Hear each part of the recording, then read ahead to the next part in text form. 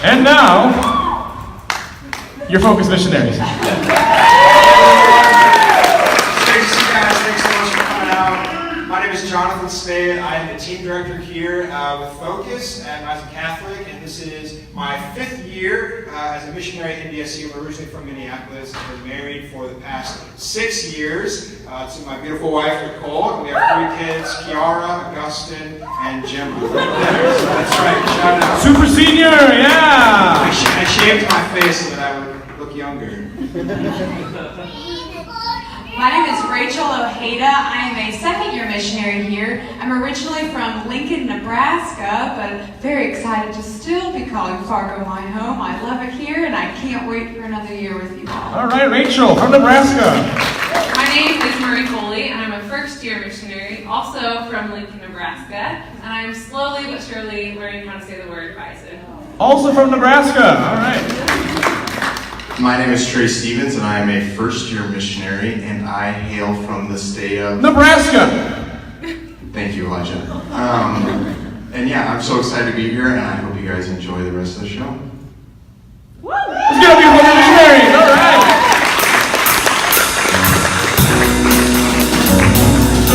And give it up to your host, Al Schwalbe.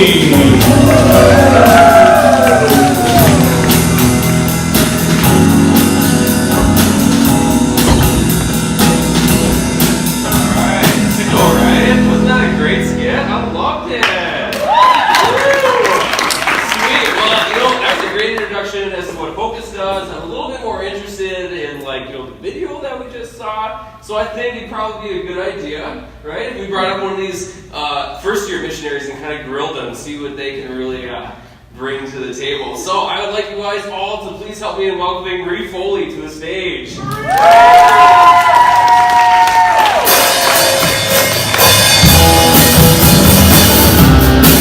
Nebraska. Marie is from Nebraska.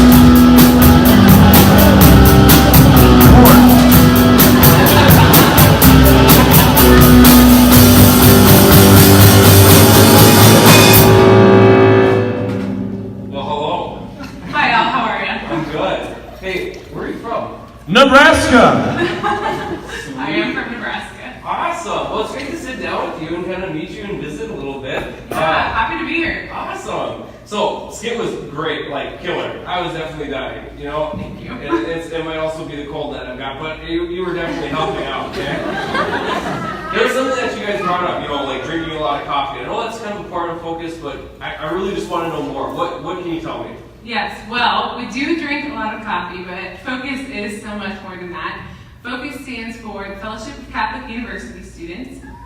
And it's an organization that was started 20 years ago by a man named Curtis Martin. And basically what it is they take a group of college grads or recent college grads, and they send them out in teams of 4 or teams of 6, and they place them on college campuses all across the United States. So NDSU is just one of 150 campuses. And then once we're number 1 in that a lot of them, right? That is true. Go Bison. But once we're there, we work with students and we form deep, authentic friendships with them, and we show them what a true relationship with Christ is. And then once they have that relationship, we show them how to go out and form relationships with others and do the same. Awesome. Okay, so it sounds like authentic friendship is kind of something that's been in your back pocket for Definitely a long time. buzzword. Oh yeah, exactly. So do you have a lot of experience with that? Well, Al, I am definitely in the ministry of forming deep, authentic friendships with students right now, but I have to say that wasn't always the case. I grew up in Nebraska, and I came from a very Catholic family, but my family was a little interesting due to the fact that my dad's a politician. He's a well-known politician back in Nebraska, and I grew up with this idea that there were TV commercials always around our family and reporters, but I had this notion that in order to be noticed by my family and noticed by others, and honestly even noticed by God, I had to fit in and I had to deserve that love, and so I had to be perfect. And so everything around my life was centered on this idea of don't mess up, don't let anyone in between the walls, don't show any flaws, and just measure up, because then you'll be perfect enough to be in the family. I can definitely can compare a little bit to that. didn't come from politicians, but some, heavy-fisted Germans. So, yeah. There's one word that I really wanted to highlight out of that last little bit that you gave us, and that was kind of perfection. So I understand that, and really, where did that lead you in high school? How did that shape you? Yeah, that idea of perfection, I mean, it honestly just continued to build.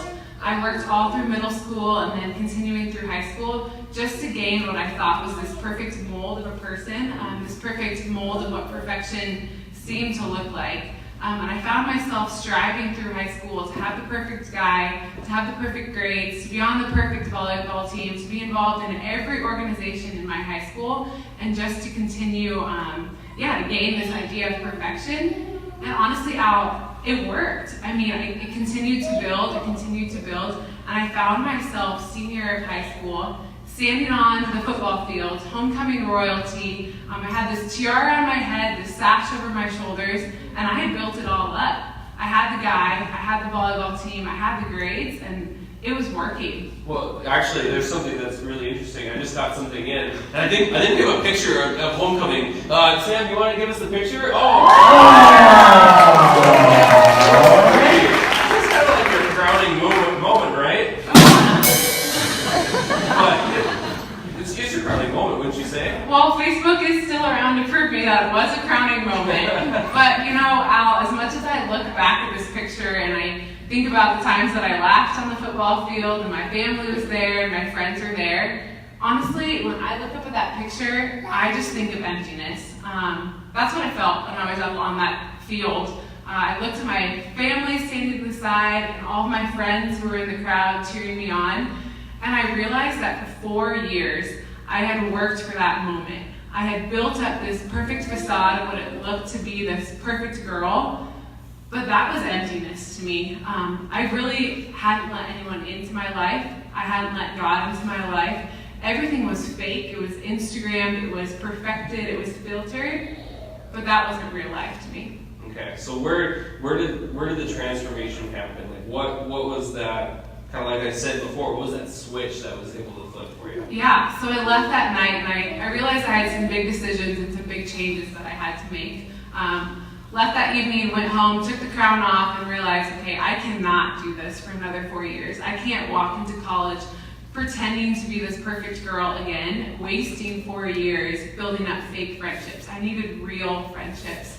And so I started to let God in, started to let my friends in, I started to let my family see who I actually was, and I realized that for the first time in my life, I was actually happy. I was living authentically. I was the real version of myself.